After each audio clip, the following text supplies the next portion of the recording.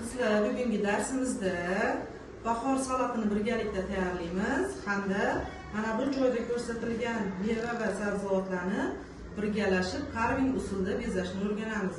Bahor salatini tayyorlash uchun bizga pomidor, bodring, ko'katlar, tuxum va go'sht mahsulotlari kerak bo'ladi.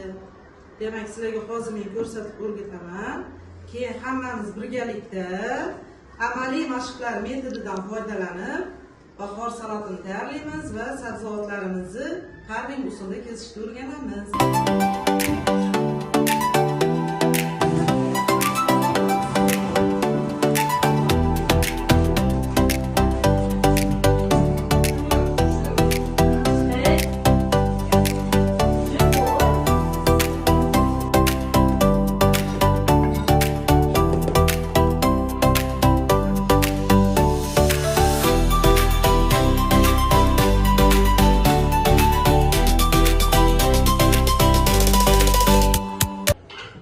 Mahsulotlarimizni chiroyli qilib aralashtirib olamiz.